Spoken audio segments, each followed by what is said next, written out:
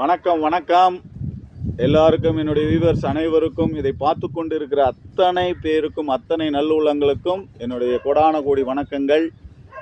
இன்னைக்கு 10வது நாள் மகாபாரத யுத்தம் ஸ்டார்ட் ஆகி போயிட்டு இருக்கு. அர்ஜுனன் தலைமையில் சிகண்டி முன்னின்று பீஷ்மர் கூட போரிட்டுக்கிட்டு இருக்காங்க. செம்ம அடி அடிக்கிறாங்க.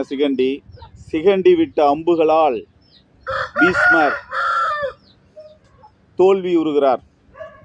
தோல்வியுற்று எல்லா அம்புகளும், அதாவது ஒரு விரல் கடை அப்படின்னு சொல்றாங்க, அதாவது இவ்வளவு கேப் கூட இல்லாம பூரா அம்பையும் பீஷ்மர் நல்லா வாங்கிக்கிறாரு. போய் பீஷ்மர் மேல சிகண்டி விட்டுக்கிட்டே இருக்கிறாங்க. பீஷ்மர் எதிர்த்து எதுவுமே பண்ணல. காரணம், பெண்ணும் ஆணும் அல்லாத ஒரு ஜென்மம் எடுத்த சிகண்டி அவரை அடிக்கக்கூடாது அப்படிங்கிறதுனால பூரா அம்புகளையும் வாங்கிக்கிறாரு. பெருந்தன்மையோடு வாங்கிக்கிறாரு.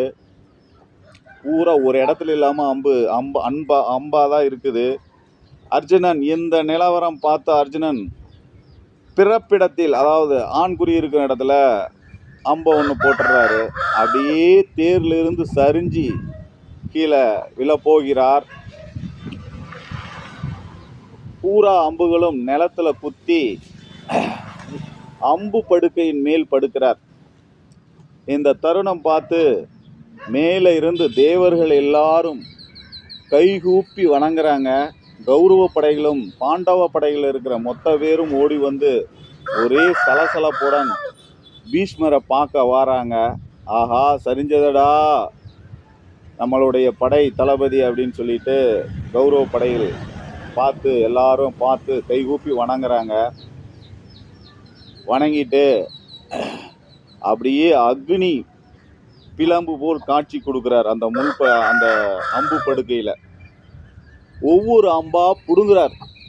இது சிகண்டியினுடைய அம்பு இல்லை, அர்ஜுனனுடைய அன்பு.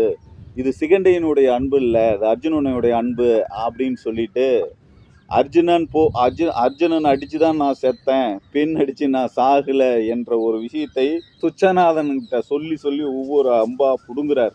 அப்படியே ரத்தங்கள் பயங்கரமா வலியுது. அப்படியே வலிஞ்ச உடனே தன்னுடைய கால நேரங்கள் முடிந்து விட்டது அப்படின்னு அவருக்கு தெரிஞ்சு போச்சு. அதனாலதான் அவனை எதிர்த்து அடிக்காம அந்த விஷயங்களை பண்ணிக்கிறார். தன்னுடைய கால நேரம் என்றால் விதி முடிந்து விட்டது என்பது அவருக்கு தெரிஞ்சு போச்சு. இப்போ என்ன பண்றாரு, தலை தொங்குது, இப்படி தொங்கிட்டு இருக்கு.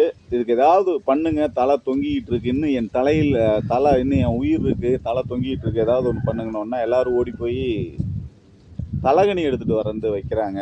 அதுல நிக்கல. இதுல வேண்டாம் எனக்கு. அர்ஜுனனை கூப்பிட்டு தலை இன்னும் தொங்குகிறது, எதையாவது ஒன்று பண்ணு அப்படின்னு சொல்றாரு. 3 அம்புகளை எடுத்து பூமியில குத்தி அதுல ரிவேர்ஸ்ல குத்துறாரு. அதாவது அம்பு போய் பாஞ்சு அந்த கூர்மையான முனையை தலைக்கு வைக்கிற மாதிரி இப்படி 3 அம்பை வச்சு தலையை சாய்க்கிறாரு. சாய்ச்ச உடனே அர்ஜுனா இங்கே வா அப்படின்னு கூப்பிடுறாரு. பக்கத்துல போன உடனே கொஞ்சம் தண்ணி தவிக்குது, கொஞ்சம் குடு அப்படின்னு கேட்கிறாரு. ஒரு அம்பை நல்லா நான்ல பூட்டி கீழே, அதாவது இடது மார்புக்கு கீழே ஒரு அம்பு விடுகிறார். அது பூமியை துளைத்து கொண்டு போகிறது. அங்கிருந்து ஒரு நீர் ஊற்று மேலே அடிக்கிறது. அந்த தண்ணீரை பருகுகிறார். அது யார்? அந்த தண்ணீர் யார் என்றால் பீஷ்மருடைய அம்மா.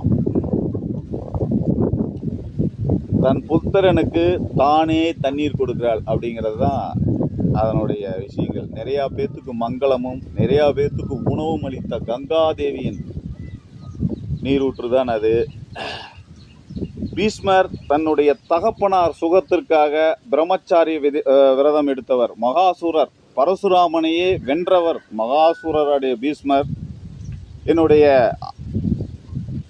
ஆயுசு இன்னும் முடியல, உத்தராண்ட காலம் வந்தாதான் என்னுடைய உயிர் போகும், அப்ப யாரெல்லாம் இருக்கிறீங்களோ என்னோட வந்து பாருங்க அப்படின்னு சொல்லிட்டு அப்படியே முள்படுக்கையில தான் படுத்திருக்கிறாரு. எல்லா இடத்துலயும் ஒரு சலசலப்பு, இப்படிலாம் நடந்துச்சு அப்படின்னு சொல்லிட்டு ஒரு சலசலப்பு. அப்புறம் எல்லாருமே இனிமேல் படைத்தளபதி யாரை தேர்ந்தெடுக்கிறோன்னே, கர்ணா வா, கர்ணா கிளம்பி வா, எங்களை காப்பாற்றுவதற்காக கிளம்பி வா என்று கௌரவ படையினர் கத்துறாங்க. கர்ணன் அங்கிருந்து கிளம்பி வரார். கர்ணனுக்கும் பீஷ்மருக்கும் பிடிக்காது.